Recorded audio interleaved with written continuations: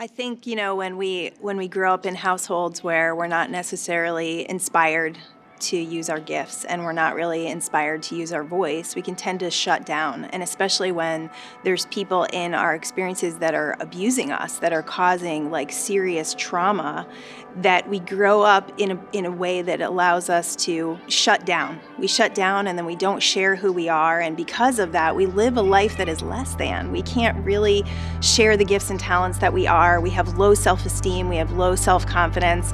I was the type of kid who I just followed people. I was never a leader, and I am a leader. Like I notice now I am a leader. I have a family. I lead all the time. It wasn't until I met my husband. I actually met my husband when I was 12. And we started dating when I was 14. He helped me to rise up and to be who I really am. And he never made me feel less than. He never abused me. He never talked down to me.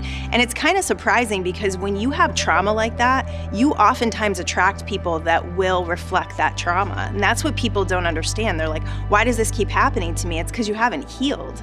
So along the way, I definitely think there's a soulmate journey that we have together and that he was brought to help me become more of who I am. We definitely have created the best possible in one another. And we've done that through crazy times, through serious financial struggles. In 2009, we went through bankruptcy. We went through 2 bankruptcies. We went through house foreclosure. Eventually, when we got the last letter that basically said they were going to come and put a sign in our yard, I'm like, why are we waiting? Why are we waiting for the bank to determine our fate? We really wanted to move west. It was something for 4 years that we had talked about, and we just took a leap of faith, and we booked plane tickets. We sold everything we owned. We had lived in Connecticut our entire lives. We had, at the time, 2 kids home with us, 2 cats, and we just leaped. We created a bunch of money. We were like, what do we need to save? And we saved up a bunch of money. It was a crazy ride. It was like basically the biggest leap of faith we've ever made in our lives, and it's the best thing we ever did, because now we're here in California where we love to live, where we've created abundance. So we came here, we kind of ran through all of our money because we didn't have jobs. We didn't even have a house when we moved here. And no friends, no connections, nothing. We just did it. And our biggest thing was like, we've come too far to fail. Like we have to keep going because going back is not an option. So when that fear would creep up, when, our bank accounts were like minus and we weren't really sure how we were gonna feed our kids, we were like, we just gotta keep going. And then by the end of the day, all of a sudden we'd get like mailbox money or miracles would happen. So that experience created so much strength in our faith. And every time a miracle would happen, we would go, we're gonna be okay. And it just created so much faith that it's almost like you get to the point where you're like, I can do anything. I can do anything. I can go anywhere. I can follow any dream because I am always gonna have universal support. So I have done a lot of study on universal law. I've done a lot of study on quantum physics. I really wanted to get into the science of how does this stuff work? How am I creating my own reality? How do I take someone and show them how to do this so that they can do all the things that they say they want to be? So I started watching energy and I got really good at teaching it, and then I started to really fine-tune it in my own life. It's like, okay, if I want a new Mercedes, if I want a brand new Mercedes, what do I have to do to get there, right? Most people think I have to make money. I have to make more money. Not necessarily. What you need to do, first of all, is have the belief that you're worth it. That was huge for me because for a long time I didn't believe that I was worthy of a car like that. It's luxury, it's beauty, it's amazing. It's an amazing thing to drive. So I had to get into the worthiness of it, and then it was just a visualization game.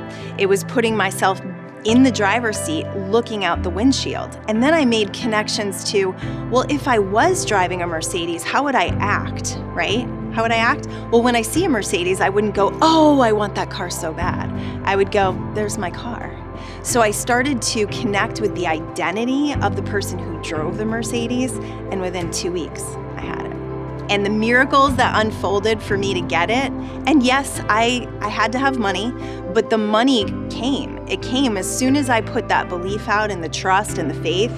The whole thing conspired for me. And what I did was I watched the energy.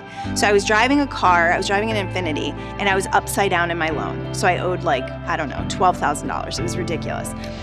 So I started to pay a little extra every month, and I started believing that it was all gonna work out.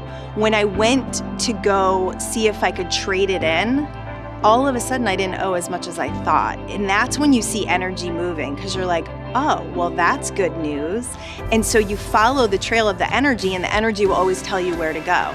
So then I got this inspiration, and inspiration is always gonna drive miracles, to call a dealership. And I got the most amazing man on the phone. His name was Richard Wright, Mr. Wright. And he created a deal for me that was like exactly what I wanted. I wrote it down. Writing is the strongest form of focus. When you write things down, they come true. And within 24 hours of talking to him, I was driving my brand new car.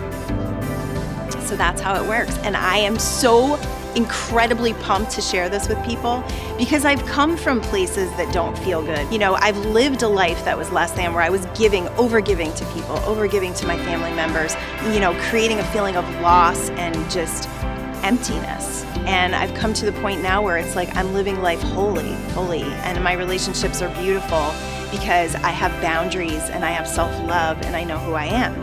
It's not about me, it's not about making money, it's not about being famous. It's really about what I have to share. I want everybody to live this. I want everybody to wake up every day and jump out of bed the way I do.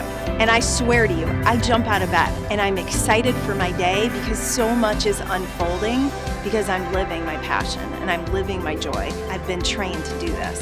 So I want to share it and I want to teach it, and I want you to come along with me.